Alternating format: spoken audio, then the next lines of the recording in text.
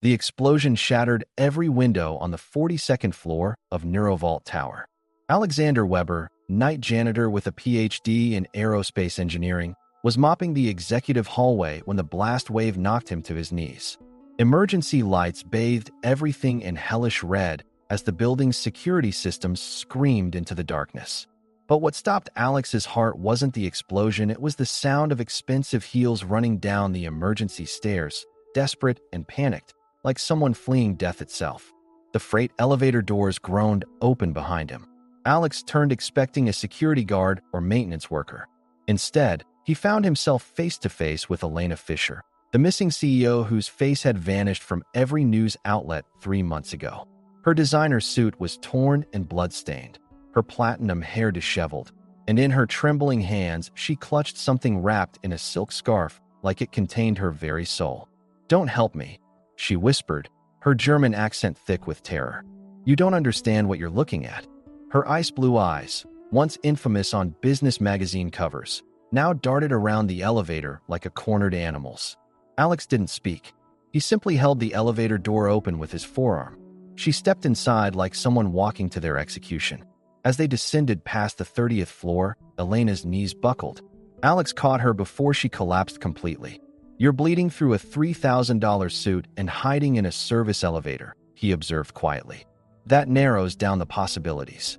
She stared at him, then laughed, a sound so dry and bitter it seemed to suck oxygen from the small space. "You think this is corporate drama?" Alex guided her to sit on an upturned cleaning bucket. "No, but I've got a 6-year-old daughter who expects me home with boring stories about my night shift, not tales of exploding buildings and bleeding executives." Something in his voice made Elena pause. The elevator reached the basement with a mechanical clunk. No alarms, no security, just aging concrete and a fluorescent light that blinked like it was deciding whether to give up. "You should leave me here," Elena said, still clutching the scarf-wrapped object. "They'll come looking, and they don't care about collateral damage." "And this was your escape plan?" Alex gestured at the service elevator. "The janitor's lift in your own building?" Elena's smile was winter cold. "I built this place. I know every structural weakness, every security blind spot. When you design a prison, you also design the escape routes." Alex pointed to the side door. "Staff exit leads to the alley. Cameras are ancient, half don't work." He studied her face. "You planning to walk out under your own power?" Elena met his eyes. "I want you to stop being decent. It's confusing as hell." "I'm not decent," Alex shrugged. "Just tired of watching people crawl when they used to fly." That stopped her cold. Something flickered behind her eyes recognition. "You were aerospace. Alexander Weber, systems engineer, Prometheus project whistleblower. Blacklisted industry-wide. That's how you ended up mopping floors." The silence stretched between them. "So you know who I am," Alex said finally. "I know you believed in something when staying quiet would have been easier," Elena replied. "I don't remember meeting anyone lately who didn't have a price tag." Alex opened the staff door. "Come on, before you pass out, and I have to explain a fugitive CEO to my daughter."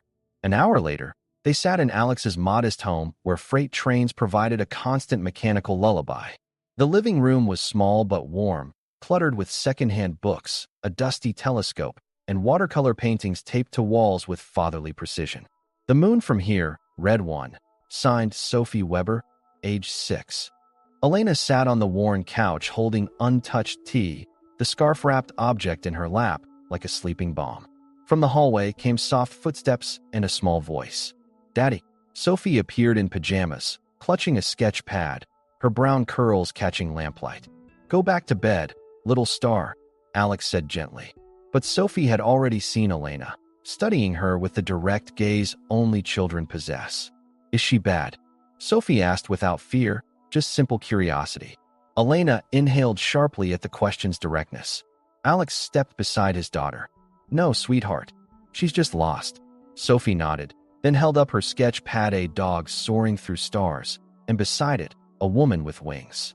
"I gave her wings so she can fly away if she gets scared, or fly towards something if she gets brave." Elena's hand trembled on the teacup. "What's your name?" she whispered. "Sophie," the girl replied. "I like drawing people better than naming them. Names are just words, but drawings show who someone really is inside." Sophie turned to Alex. "I'm hungry, Daddy." He lifted her gently. It's past midnight. If you eat now, you'll turn into a raccoon. Sophie giggled. Promise pancakes in the morning? Alex nodded solemnly, as if this was the most important contract in the world. As they disappeared down the hallway, Elena looked at the object in her lap. The scarf had loosened, revealing a black hard drive with one word scratched in fading marker. Truth. When Alex returned, Elena was staring at the drive with unreadable expression. She's remarkable, Elena said softly. Your daughter sees colors the rest of us forgot existed. Alex smiled. She gets that from her mother. Ellen always said children are born knowing things adults spend lifetimes trying to remember. Past tense, Elena observed gently. Alex nodded without the sharp grief that once accompanied Ellen's memory. Cancer. 3 years ago. Sophie was too young for details, but old enough to know people sometimes leave and don't come back. I'm sorry, Elena said, for your loss, and for bringing chaos into your home. Alex looked at her steadily. No one asks for the moments that define them. They just show up and force you to decide who you really are when everything else gets stripped away. Sophie's voice called from the hallway. Daddy, the lady dropped something. They found Sophie holding Elena's NeuroVault Executive Access Badge. Written across the back in bold black letters. Do not exit building after board meeting. Executive Order 847. Why did you come here? Alex finally asked. Of all places. Elena stared into her cup. Because 3 years ago, during congressional hearings, you were the only person who looked me in the eye without wanting something. Everyone else had agendas: senators, journalists, activists, even my legal team. They wanted information, headlines, political capital, or just satisfaction watching someone powerful brought low. But you just wanted truth to mean something. That's a low bar for trust, Alex observed. Elena smiled, first genuine expression since arriving. When you've lived in a world where everything has price tags, even low bars look like moral high ground. Alex studied her face. What's on the drive? Elena was quiet, then began speaking carefully. Data logs, internal communications, financial records. Proof NeuroVault manipulated behavioral prediction algorithms to influence everything from consumer spending to political voting. We didn't just analyze data, we shaped it, guided it, turned human behavior into commodity for the highest bidder. Alex exhaled slowly. And the people whose behavior you manipulated never knew it was happening, Elena replied. That was the beauty and horror. We convinced people they were making free choices while pulling strings behind every decision. Shopping habits, news consumption, relationships, even medical decisions. Everything could be influenced with enough data and right algorithms. And you? Alex asked quietly. Elena folded arms tighter. I was their compass, until I realized they'd magnetized the needle, and north wasn't where I thought anymore. Long silence. Then, quietly, my mother was a journalist in Germany before the wall came down. She said truth was like water, always finds a way through, even when people build dams. Alex nodded, understanding inherited wisdom. My wife was a pilot, wanted to teach kids to fly, said sky was just another classroom. And the most important lesson was trusting yourself when you can't see the ground. Elena looked at him, seeing past the janitor's uniform. Is that how you ended up here? Teaching Sophie to trust herself? Ellen got grounded first. Alex replied matter-of-factly. Budget cuts, then safety violations that weren't really violations. Then stress, pills for stress, eventually cancer that doctors said wasn't related to anything specific. I'm sorry, Elena said, meaning it beyond polite condolence. Alex shook his head. You didn't cause the storm, but now you're in it. And the question is whether you'll let it destroy you or use it to clear the air. Elena reached into her coat, placing the hard drive on the table. I want to release everything. Not to media, not government, not anyone who might spin it or bury it. Then who? Alex asked. Elena looked directly at him. Someone who still knows how to speak truth without being owned by it. Alex stared at the drive. Don't look at me like I'm the last clean name on your list. You're not the last, Elena said. You're the first I thought of when I realized I couldn't do this alone. Sophie's voice cut through heavy atmosphere. Daddy? Did the lady learn to fly yet? Elena blinked hard. Alex smiled, pushing back from table. Not yet, little star. But I think she's almost ready. Morning light filtered through blinds as Elena stood at the window, watching fence lines with automatic vigilance. Alex entered with fresh coffee. Always this quiet mornings? She asked. Only when she's drawing, Alex replied. That's when the world disappears for her. Sophie appeared in mismatched socks, carrying folded paper like spun glass. I drew you again, she announced to Elena. Different wings this time. Elena knelt down, accepting the drawing reverently. This version showed Elena on a rooftop, arms spread wide, with geometric wings like solar panels against star-filled sky. Why solar panels? Elena asked. Sophie tilted her head philosophically. Because yesterday you looked like someone who forgot how to fly. Solar panels collect light and turn it into power. So maybe these wings help you remember you don't have to choose between being strong and being gentle. Elena swallowed hard, feeling locked doors opening in her chest. I used to think flying meant leaving everything behind. Sophie considered this gravely. Maybe flying isn't about leaving things behind. Maybe it's seeing everything from high enough to understand how it fits together, then coming back down to help fix the broken parts. Alex coughed intentionally from kitchen. All right, philosopher. Grab your coat. School bus in 15 minutes. As Sophie skipped off, Elena turned to Alex. She's not like most kids. She's not like most anyone, Alex replied. Lost her mother to a system that never said sorry, but gained an artist's heart and telescope soul. He sipped coffee, studying Elena. Most people running for their lives don't spend their first night making grilled cheese and listening to 6-year-old theories about aerodynamic hope. Elena shrugged, something lighter in her posture. Most people aren't hunted by former colleagues. You could have kept running, Alex observed. Elena looked up, exhaustion of 3 years visible. I did run. For countries, 6 identities, enough cash to buy out of most situations. But it never felt like freedom, felt like slow-motion drowning, sinking into something that looked safe, but felt like self-built prison. She paused. Now I want to breathe again, even if it burns. Alex set down his mug. Then let's start small. Fix something broken, build something better, tell truth that needs telling. By noon, Elena sat cross-legged on Alex's porch, sanding an old broken bench. Manual labor wasn't an executive training, she said, wiping sweat. Alex chuckled. It's not about the bench. It's about remembering your hands can build instead of just pointing at problems. Elena paused, looking at him. You always talk like everything means more than surface appearance. Only when someone's listening who might understand, Alex replied. Elena looked at her wood-stained hands. What if I break it worse? Then you learn about breaking and fixing, try again with better knowledge. World's full of broken things.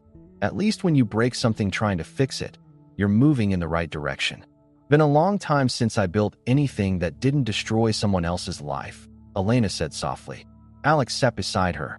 Then maybe it's time to build something that saves a life. Starting with your own. That evening, after Sophie went to bed, Elena stood by Alex's restored radio console, running fingers over brass knobs and burnished edges. Alex entered with chamomile tea. Still thinking about the drive? He asked. Thinking about what happens after, Elena replied. What world looks like when you can't take back spoken words? Alex nodded. No going back once you step into light. But hiding in shadows isn't safety, just different prison where you're both guard and prisoner. Elena sipped tea, looking around the room built on different principles than her corporate ascension. Ever wonder what your life would have looked like if no one tried to rewrite your ending? Alex didn't hesitate. No, because I'm too busy writing my daughter's first chapter. Want it to be a story about world where telling truth doesn't automatically make you target. Elena smiled genuinely. That should be on billboards. Alex laughed. I work better in small print. They sat comfortably. Then Elena said, last time I told institutional truth instead of convenient truth, they called it insubordination. Then delusion. Then stopped calling altogether. Alex leaned forward. They can't stop truth from breathing forever. They can only hold their breath, hoping everyone forgets how to exhale. Elena looked at the drive, slowly sliding it toward Alex. I want you to be the one to speak it into the world. Alex looked troubled. I mop floors, Elena. I'm not a voice that carries. Elena smiled sadly but determined. Exactly. That's why they won't see it coming. They're prepared for journalists and activists with agendas. Not for a single father who just wants his daughter growing up where truth doesn't make you a target. The scent of roasted garlic filled Alex's kitchen like spoken promise. Elena stood at stove, apron dusted with flour, sleeves rolled up as if she'd cooked here for years. But her eyes still carried hypervigilance, expecting the past to crash through doors. "Should I cut these smaller?" she asked, holding carrots diced with methodical precision. Alex leaned in doorway, watching her transformation from boardroom executive to someone finding peace in meal preparation rhythm. From living room came Sophie's voice. "I need quiet. Writing something important." Alex's expression softened with pride. "Working on something for school showcase. A poem. Won't let me read until finished." Elena stirred absently. "She's got intensity that sees world in sharper focus than rest of us." Alex nodded. "Gets that from Ellen. My wife said children are born knowing important things. Education mostly teaches them to ignore instincts." Ellen's mention brought familiar weight, not sharp grief, but deeper ache of missing someone, while carrying forward best parts of what they'd shared. Elena paused, stirring. "You miss her every day." "Every single day," Alex confirmed. "But Sophie doesn't need father drowning in memories. She needs one who knows how to build meaningful things from what's left." Elena turned fully. "You're a better man than most give credit for. And you're not the villain you think you are at 3 a.m. wondering if you made right choices." Alex blinked, surprised by observation accuracy. "Don't look shocked," Elena added gently. "You walked into this to help someone else, stayed because you chose to. Says everything about who you are when cameras aren't rolling." They sat at Alex's small table set with mismatched plates and chipped candle holders Sophie insisted on using because real dinners need real light. For minutes, conversation centered on ordinary things: soup flavor, Sophie's field trip excitement, neighbors' increasingly frequent porch visiting cat. Elena found herself laughing at Sophie's rocket-powered vegetables theory. Looking up, she caught Alex watching with expression she couldn't interpret: hope, recognition, or simple pleasure seeing someone remember happiness. "I brought something," Sophie announced, standing dramatically. From behind books, she retrieved folded paper, clearing throat theatrically. "It's a poem called The Chair That Waits." Alex smiled encouragingly. "Sounds mysterious." Elena leaned forward. "Or metaphorical. Best poems usually are." Sophie nodded seriously, began reading in small but steady voice. "In every house there is a chair that no one dares to sit. It holds the weight of whispered things, of love that will not quit. It waits beside the windowsill for stories left untold, for hands that shake but still reach out, for hearts that won't grow cold. Some say it's just a place to rest, but I think it's much more a chair that keeps the space between the leaving and the door." Kitchen grew, so quiet they could hear candle flame flickering. Alex whispered, "Your mother would have cried happy tears." Sophie nodded proudly, sat down like she'd moved earth half an inch. Elena cleared throat, blinking several times. "That was extraordinary, Sophie. Really extraordinary." Sophie leaned forward eagerly. "Did you really like it? Or just being polite because I'm 6? Elena reached across, touching Sophie's hand lightly. "I didn't just like it. I think your poem heard something I've been trying to say for years, but never found right words." Room went still, filled with recognition, weight, and healing possibility. Then Sophie bounced up to clear plates. "Wait," Alex said, gravity making both turn. He walked to counter, opened drawer, retrieved the black hard drive. "Something I should tell you both," he said carefully. "I connected this last night. Not to intrude, Elena, but to understand what I'm carrying and what it might mean for Sophie if this goes public." Elena stiffened slightly, but didn't reclaim the drive. Alex continued, voice steady but emotional. "I didn't expect the scope. The manipulation level, how human behavior was being harvested and redirected, individual lives calculated into profit projections as if people were adjustable numbers based on market conditions." Elena's lips pressed tight. Alex looked directly at her. "And I saw your letters, Elena. Internal memos where you tried raising alarms, formal complaints ignored, documentation of 23 separate attempts to get your own company to listen to ethical concerns." 23, Elena whispered, voice carrying 3 years suppressed anger and grief. "Just official complaints. Lost count of informal conversations, meetings where I tried explaining we were crossing lines that shouldn't be crossed." Alex nodded gravely. "I want to help tell this story. Not just because it's right, but because if my daughter ever finds herself caught in machinery designed to use people rather than serve them, I want to know I fought to make that system accountable while I could." Elena looked at drive, Then Sophie listening with attention. Children bring to conversations they sense are important despite not understanding details. Finally, Elena picked up the drive, holding it like it weighed more than plastic and metal. Ever feel like you stepped into someone else's dream? She asked Alex. Then realized the dream is actually yours, and you've been sleepwalking through someone else's nightmare so long you forgot what being awake felt like? Alex smiled with years of hard-won wisdom about surviving versus truly living. Only when it starts feeling real. Only when you remember you have choices, even when all options seem impossible. That night, after Sophie was tucked in with latest drawing and astronaut story, Elena stood on back porch looking at sky, holding just enough stars to matter.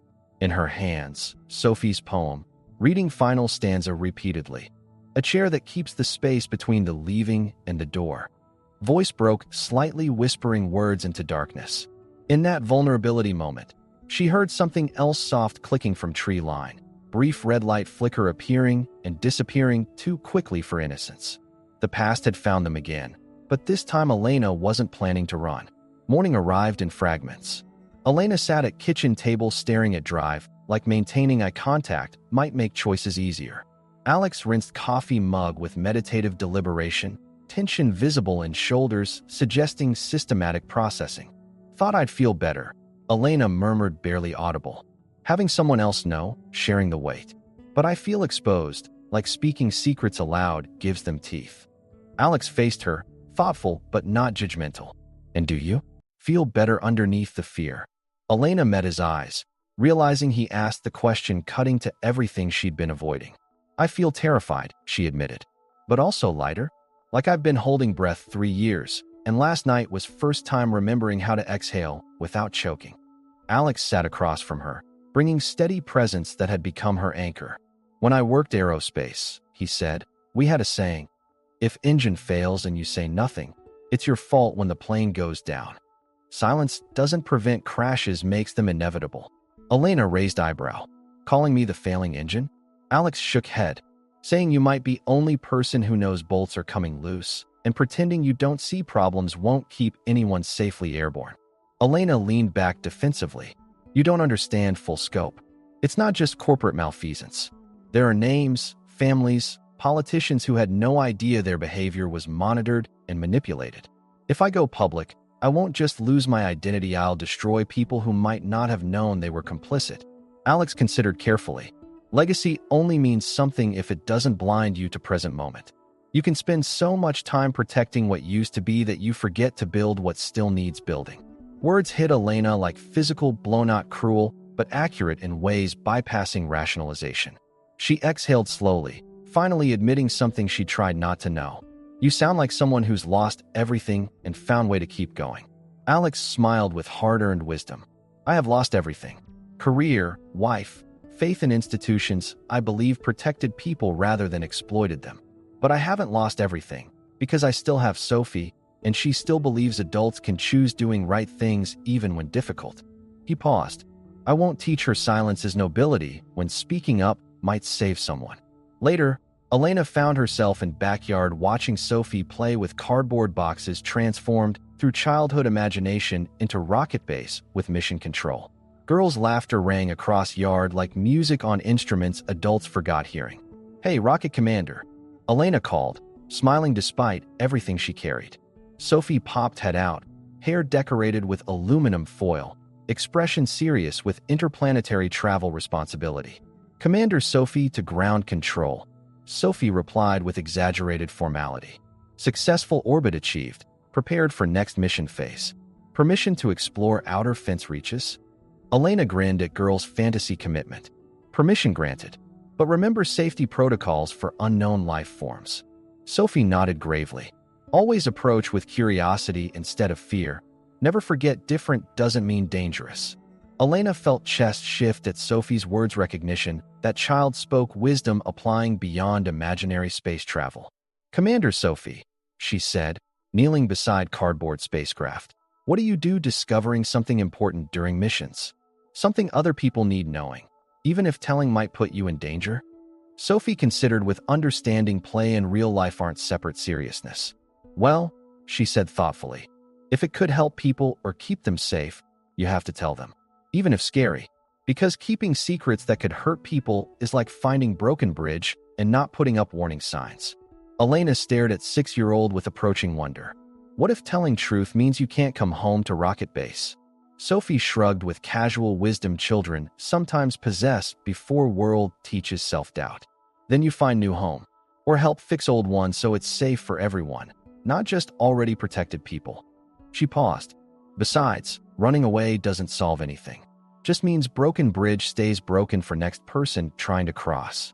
That evening, as Sophie slept under star and equation quilt, Elena stood in kitchen dialing memorized but never expected to use number. 3 rings before familiar voice answered, rough with surprise and possible relief. Jesus, Elena.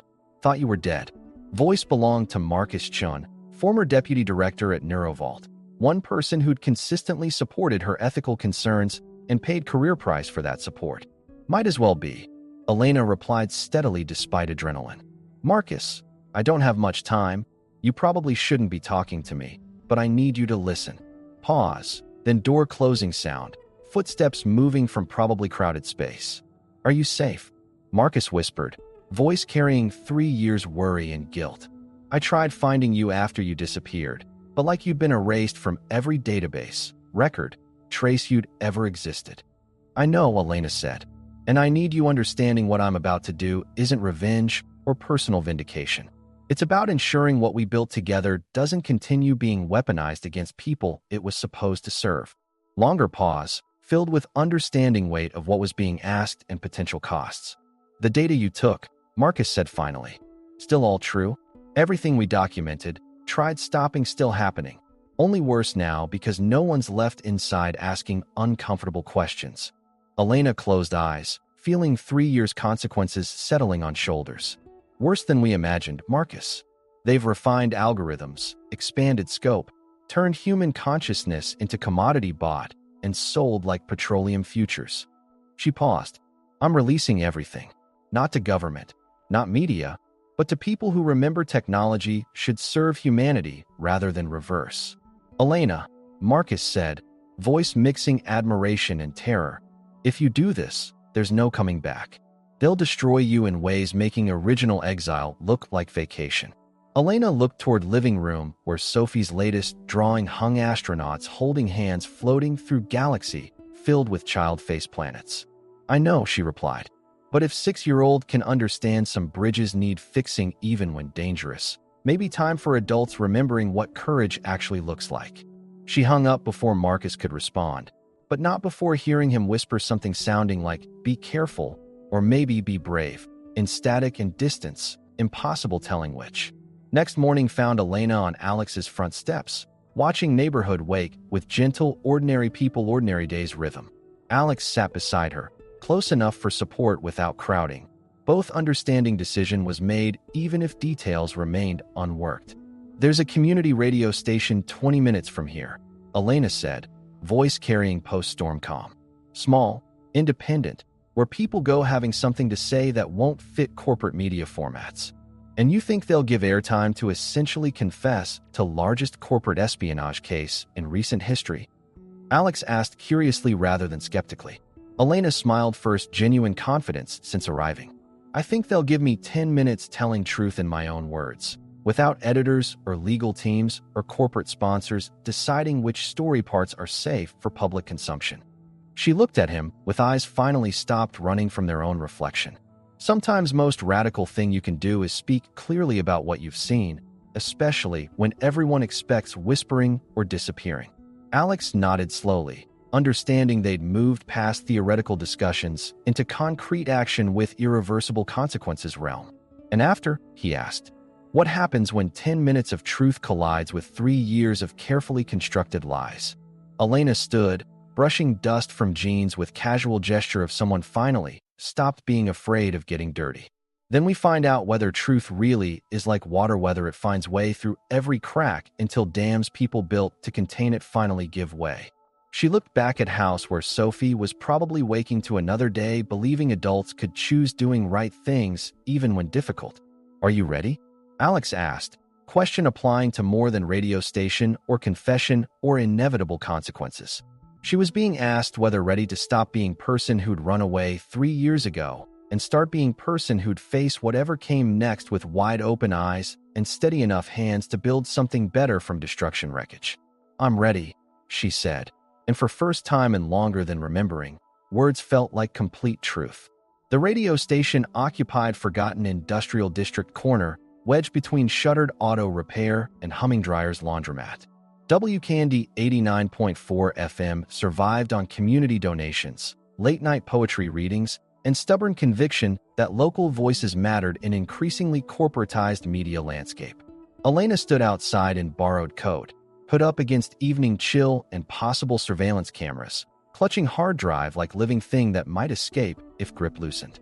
Station had once been home to revolutionary folk singers, veteran DJs remembering when radio was connection rather than profit margins, voices having nowhere else when major networks decided their stories weren't commercially viable. Tonight, it would be her last sanctuary before stepping completely into light. Old man behind broadcast booth looked up with startled recognition when Elena pushed through glass door. His face was decades of listening to stories map, eyes clouded with cataracts, but sharp enough seeing through fear and determination layers surrounding her like armor. "Fisher," he muttered, voice carrying gravelly authority of someone speaking truth to power since before it became catchphrase. "Didn't think you'd walk back through that door, especially carrying something looking like it could topple governments." Elena lowered hood, revealing face absent from business magazines 3 years, but never really disappeared from collective memory of people paying attention to power and its discontents. "Neither did I," she admitted, voice steady despite electricity looking for grounding adrenaline. "But here we are, Harold, still taking walk-ins with stories needing telling." Harold leaned back in creaky chair, studying her with decades of separating authentic revelation from elaborate performance attention. "This station's always been home for inconvenient truths," he said finally. "But what you're carrying?" He gestured toward drive, acknowledging weight despite small size. "That's not just inconvenient. That's truth getting people disappeared permanently, and I'm too old pretending I don't know the difference." Elena set drive on table with sacred and dangerous reverence. 10 minutes, she said. "No edits, delays, corporate lawyers deciding which words are safe for public consumption. Just me, this story, whatever audience still listens for voices that haven't been focus grouped into meaninglessness." Harold stared at drive, then slowly reached for control panel with hands pushing buttons since vinyl records dominated technology. "This station's always believed airwaves belong to people, not corporations thinking they can buy democracy by controlling information," he said, flipping switches with practiced ease of someone preparing his entire career for this moment. On-air sign blinked red like emergency room warning light. "Live in 60 seconds, Harold announced, voice carrying weight of understanding next 10 minutes might change everything for everyone involved. "Sure about this, Elena? Once these words go out, there's no calling back, no pretending they were never spoken." Elena looked through booth window at City Beyond, where millions lived without knowing how thoughts, feelings, decisions were being harvested and redirected by algorithms designed turning human consciousness into profit margins. "I've been quiet 3 years, she said, voice gaining strength with each word. "Hidden, run, tried convincing myself someone else would eventually speak up, that I didn't have to pay the price for telling truth. But silence isn't protection, it's complicity." Countdown reached 0. Harold pointed at Elena, and she leaned toward microphone with calm focus of someone finally stopped running from their own voice. "My name is Elena Fisher," she began, words cutting through static and distance separating her from unseen but trusted audience. "Until 72 hours ago, I was CEO of Neurovault Industries, a company promising to help the world think more clearly, connect more meaningfully, live more authentically." She paused, letting identity weight settle into ears of people who might have heard her name in congressional hearings, but never heard her speak without corporate public relations filter. "We lied, not just about capabilities or intentions, but about fundamental nature of what we were building and who it was designed to serve." Silence wasn't empty electric with revelation possibility. Elena continued, voice steady but carrying emotion no media training could manufacture. "I have internal communications, data logs, financial records documenting how NeuroVault's behavioral prediction algorithms were used not just to analyze human behavior, but manipulated on scale, making previous corporate scandals look like accounting errors. Harold watched from behind glass, expression unreadable but attention absolute. Elena pressed forward, understanding every airtime second was both gift and responsibility. When I discovered extent of what we were doing, harvesting emotional responses, redirecting political opinions, even influencing medical decisions through carefully calibrated information manipulation, I tried raising alarms within company. Voice trembled slightly, not from fear, but from releasing secrets that had burned conscience holes for years. I wrote 23 formal complaints, attended dozens of meetings explaining we were crossing ethical lines that would fundamentally alter technology-human autonomy relationship. Every attempt was dismissed, buried, redirected into committees designed exhausting dissent rather than addressing it. Sound from outside, tires screeching, car doors slamming, voices coordinating in systematic ways suggesting non-coincidence. Elena's eyes met Harold's through glass. Both understanding time was becoming luxury they might not have much longer.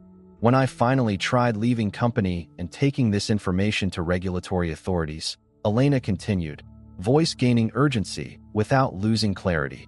I discovered leaving was an option. My identity was systematically erased, financial assets frozen, professional reputation destroyed through disinformation campaign, making me appear mentally unstable and potentially dangerous. Harold held up 5 fingers indicating 5 minutes remaining, but expression suggested 5 minutes might be optimistic given activity building outside. Elena nodded and pushed forward, understanding this might be only chance speaking these words into the world. But tonight, I'm choosing something different. Transparency over safety, accountability over comfort, truth over silence, enabling systems designed exploiting rather than serving. Her voice carried quality seeming to reach through radio waves and touch something fundamental in anyone listening, recognition of someone who decided to stop protecting themselves and start protecting everyone else. I know this confession may cost me everything I have left, Elena said, words coming faster as outside sounds grew more coordinated. But if there's chance that speaking up might help one person recognize when their thoughts and feelings are being manipulated, if it might inspire one programmer to ask ethical questions about systems they're building. Studio door burst open with metal giving way under professional force sound. 3 dark-clothed figures moved with coordinated precision of people who'd done this before, faces hidden behind masks suggesting no interest in later identification. Harold's hand moved toward emergency broadcast cutoff, but one intruder reached him first, efficiently restraining the old man, with zip ties appearing from nowhere. Elena kept talking, voice steady despite chaos erupting around her. Then maybe the price I'm paying tonight will purchase something more valuable than my own safety. Maybe it will buy recognition moment. Understanding flash that we don't have to accept systems designed diminishing human agency in service of corporate profit. One intruder moved toward broadcast controls, but Elena had anticipated this moment. Hidden in coat pocket was small device Alex had cobbled from old radio part signal booster that would continue transmitting 60 seconds even if main equipment was destroyed. She triggered it with gestures so subtle captors didn't notice until her voice continued echoing across airwaves even after they'd cut main power. To anyone listening, Elena said, words now carrying weight of someone speaking from what might be final freedom moment. Remember that your thoughts are your own. Your feelings belong to you. Your decisions should be made by your conscience, not by algorithms designed harvesting your humanity for profit. And if you ever find yourself choosing between comfort and truth, between safety and accountability. Transmission cut to static as one intruder finally located and destroyed Alex's improvised booster. But silence wasn't empty, pregnant with possibility that Elena's words had reached people needing to hear them, who would remember them, who might act in ways no corporate damage control could prevent or predict.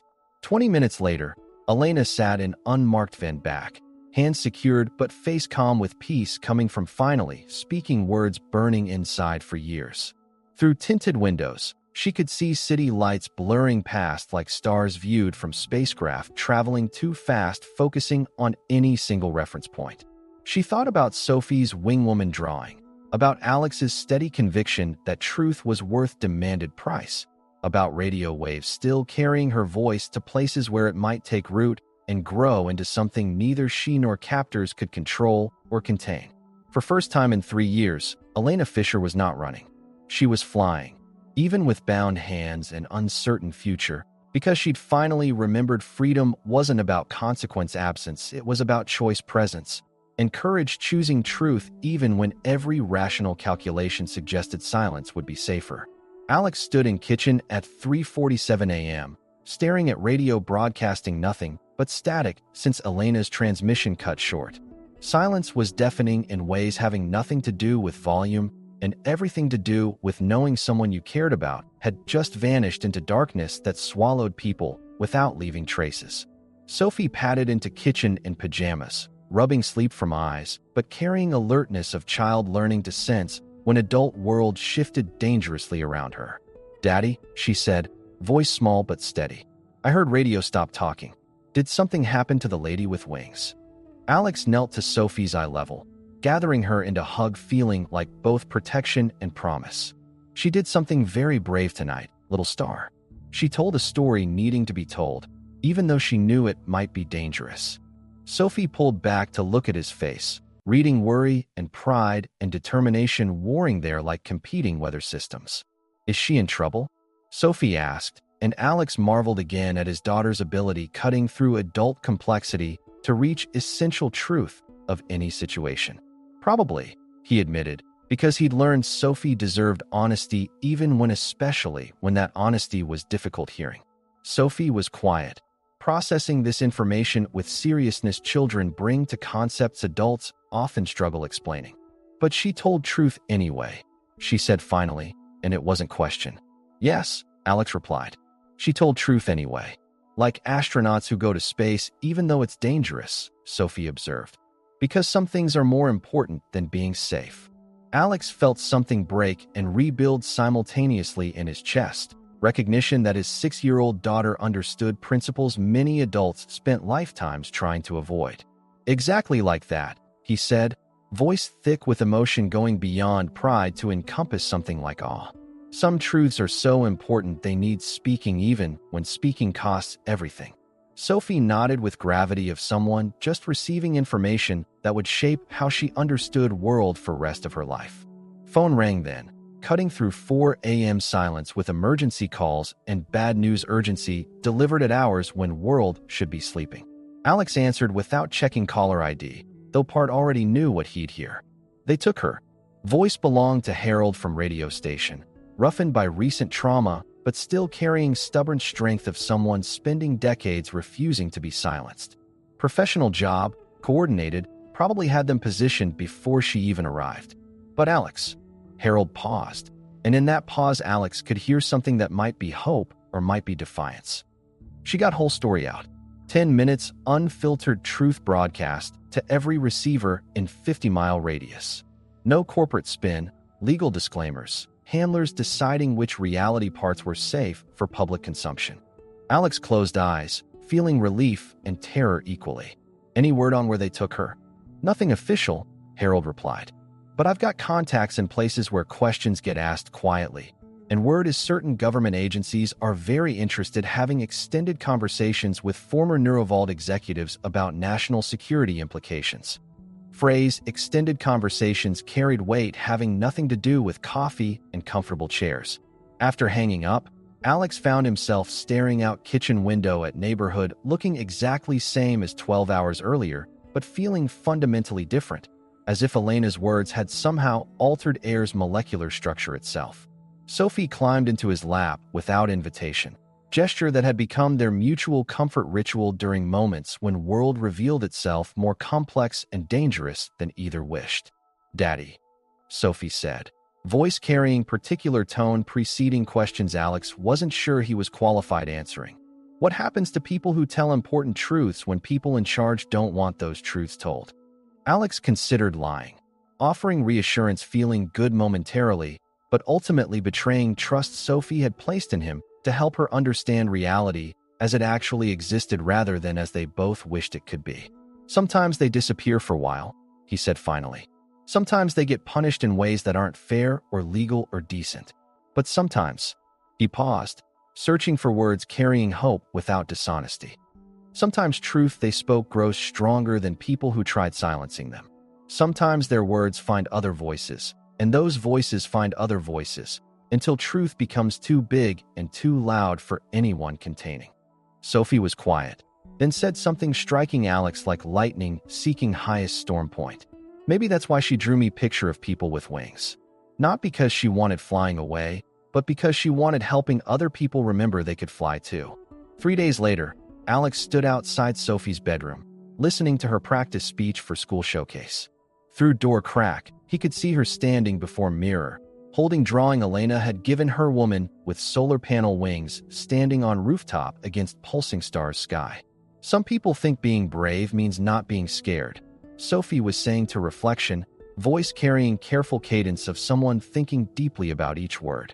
But I think being brave means being scared and choosing to do right thing anyway.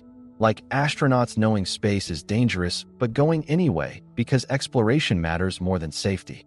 Like people telling important truths even when they know it might get them in trouble. Alex felt breath catch as Sophie continued, voice growing stronger with each sentence. My friend Elena taught me some secrets are too important keeping, even when keeping them would be easier. She taught me adults can choose doing right things even when hard. And sometimes most loving thing you can do is refuse staying quiet when staying quiet means other people might get hurt. She paused, looking down at drawing with expression seeming far too mature for 6 years. Elena had to go away because she told truth some people didn't want hearing. But her truth is still here, and it's growing, and someday it might help make worlds safer for everyone. That's what real flying looks like, not leaving everything behind, but helping lift everything up. Alex wiped eyes with hand back, understanding his daughter had just articulated something most adults struggled comprehending. Courage wasn't fear absence, but decision acting in service of something larger than yourself despite that fear. That Elena's disappearance wasn't ending but transformation, her words taking root in places where they could grow beyond reach of people thinking silence could be purchased or enforced indefinitely. That night, as Sophie slept with Elena's drawing tucked under pillow like nightmare talisman, Alex sat at kitchen table composing email to every journalist, activist, and concerned citizen whose contact information he could find. He attached audio recording of Elena's radio broadcast, along with documentation verifying authenticity and context. Subject line was simple: the truth about NeuroVault, a story that needs to continue being told. In message body, Alex wrote, 3 days ago, a brave woman named Elena Fisher sacrificed her freedom to tell story about corporate manipulation and technological overreach threatening human autonomy foundation. She is gone, but her words remain. Please listen. Please share. Please remember that silence facing systemic abuse isn't neutrality, it's complicity. He hit send at 11:43 p.m., then sat back waiting for response he knew would come. By morning, inbox flooded with replies from journalists investigating NeuroVault for years, but lacking insider documentation to publish stories. By noon, major news outlets requesting interviews. By evening, congressional offices announcing investigations into behavioral manipulation technologies and regulatory oversight. Elena's voice, recorded in final moments before capture, began appearing on podcasts, social media platforms, community radio stations across country. Each retelling, analysis, conversation sparked by her words created ripples spreading far beyond what any algorithm could predict or control. 2 weeks later, Alex received package with no return address. Inside was single paper sheet with message written in Elena's careful handwriting. The solar panel wings were right metaphor. Thank you for helping me remember flying. Point isn't escaping gravity, it's seeing clearly enough from above to know where you're needed most when you come back down. Take care of Sophie. Tell her Moondog made it home. E. Alex folded note carefully, placing it in frame next to Sophie's drawing. Understanding Elena's story wasn't ending, but transforming into something larger than any individual voice or sacrifice. Her words had become part of growing chorus, louder and more insistent each passing day. Reminder that truth, like energy, could neither be created nor destroyed, only transformed into forms serving different purposes. 6 months after Elena's disappearance, Alex stood on small house porch near Forgotten Lake, watching Sophie feed breadcrumbs to fearless confident ducks. House belonged to Sarah Moore, math tutor at local community center who baked Saturday muffins and never owned cell phones. "She looks happy," Sarah said, stepping on a porch with 2 teacups and peaceful expression coming from living life aligned with values rather than ambitions. Alex accepted tea gratefully, marveling at how Sarah, bearing only faintest resemblance to corporate executive who'd once commanded boardrooms, seemed to have found something missing from Elena Fisher's carefully constructed existence. "She talks about you constantly," Alex replied, watching Sophie demonstrate proper duck feeding technique to genuinely interested waterfowl audience. "Says you're teaching her math isn't just about getting right answers, it's about understanding patterns, connecting everything together." Sarah smiled, and Alex could see in her expression same fierce intelligence that had once made Elena Fisher formidable CEO, now channeled toward helping children discover learning could be joyful rather than competitive. "She's teaching me things too," Sarah said quietly. "About resilience, finding wonder in ordinary moments, difference between being smart and being wise." They stood comfortably, watching Sophie's elaborate duck sociology explanation to note-taking appearing birds. Then Sarah asked question Alex had been expecting but wasn't sure how to answer. "Any word on investigations?" Alex nodded slowly. 3 congressional subcommittees, 2 federal agencies, coalition of international regulators. NeuroVault's stock dropped 70%, behavioral manipulation algorithms classified as potentially weaponizable technology subject to international oversight. He paused. Marcus Chinelena's former deputy testified last week that everything in her radio broadcast was not only accurate, but actually understated company scope. Sarah's expression remained carefully neutral, but Alex could see relief and vindication warring behind her eyes.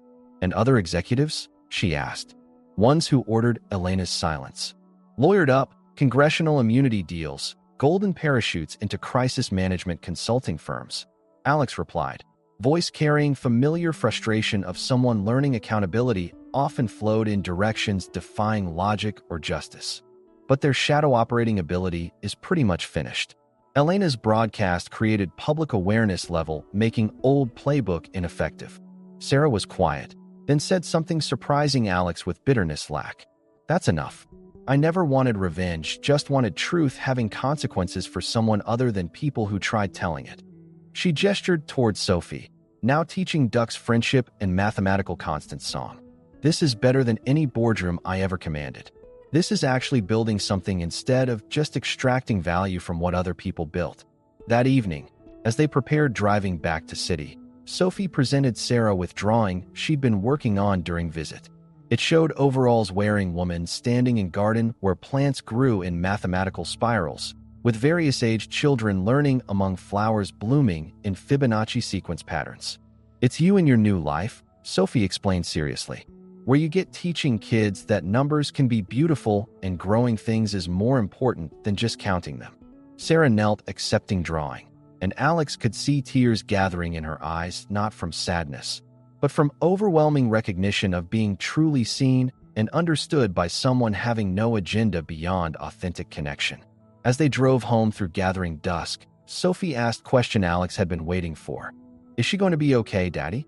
Living by herself where nobody knows who she used to be?" Alex considered answer carefully, understanding Sophie deserved honesty wrapped in hope rather than false reassurance. "I think she's exactly where she needs being," he said finally. "Sometimes best way saving yourself is becoming someone completely different, someone who gets choosing what they build instead of just managing what other people destroy." Sophie nodded with wisdom of someone understanding transformation often required leaving yourself pieces behind to discover who you'd always been underneath roles and expectations others had imposed. "Like butterfly," she observed. "They don't go back being caterpillars, but they're still same creature, just flying instead of crawling." Alex smiled, struck again by his daughter's ability finding perfect metaphors for concepts adults struggled articulating. "Exactly like that, little star. Exactly like that." Year later, Alex received invitation speaking at Digital Ethics and Corporate Accountability Conference. Organizers had heard about his role amplifying Elena Fisher's final broadcast, wanting him sharing perspective on ordinary citizens' responsibility, speaking up when institutions failed policing themselves. Standing at podium before technologists, activists, and concerned parents' audience, Alex looked out at faces reflecting same hope and determination mixture he'd seen in Elena's eyes during final days when she was deciding whether to keep running or stand and fight. "Year ago," he began, "woman walked into my life carrying truth too dangerous for her bearing alone. She'd been running 3 years, believing silence would keep her safe, that invisibility was same as freedom. But she learned something everyone in this room needs understanding. There's no neutral ground when systems designed exploiting human vulnerability operate at scale." Audience was quiet, but Alex could feel their attention, suggesting his words were connecting with experiences and convictions they'd been carrying but hadn't known how articulating. Elena Fisher sacrificed her freedom, ensuring her knowledge couldn't be buried or dismissed. But her story doesn't end with disappearance, begins there. Because truth, once spoken, takes on life of its own. He paused, thinking of Sophie in audience front row, sketching a notebook with focused concentration she brought to everything mattering to her. "My daughter taught me courage isn't fear absence, it's decision, acting in service of something larger than yourself despite that fear. Elena taught me silence facing institutional abuse isn't neutrality, it's complicity. Together, they taught me ordinary people have extraordinary power when they choose using voices in service of truth rather than comfort."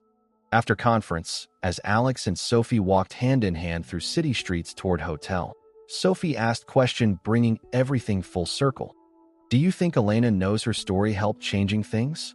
Alex looked up at evening sky, where first stars were beginning appearing despite urban light pollution trying washing them out. "I think she knows her words found right people at right time," he said. "And I think she's proud her courage gave other people permission, being brave too." Sophie squeezed his hand, gesture feeling like both comfort and promise. "That's what real flying looks like," she said, echoing wisdom she discovered in solar panel wings woman drawing. "Not leaving everything behind, but helping everything else learn flying too." That night, as Sophie slept in hotel bed next to his, Alex stood at window looking out at city full of lights representing millions of individual lives, each carrying dreams and fears and potential for choices that could ripple outward in ways no algorithm could predict or control. Elena's story had become part of something larger, recognition that truth was not commodity to be bought and sold, but force of nature that would always find way through cracks in even most carefully constructed control systems. Below noise of corporate messaging and political spin and digital manipulation, authentic human voices were still speaking, still listening, still choosing to build rather than merely consume.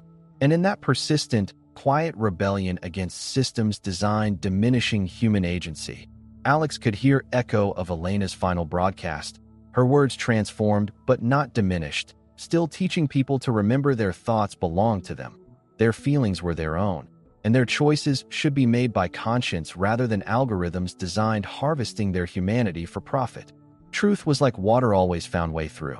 And sometimes, if you listen carefully enough below the noise, you could hear it singing as it flowed toward places where it was needed most, carrying with it hopes and courage of everyone who'd ever chosen speaking when staying silent would have been safer, but speaking was what love demanded.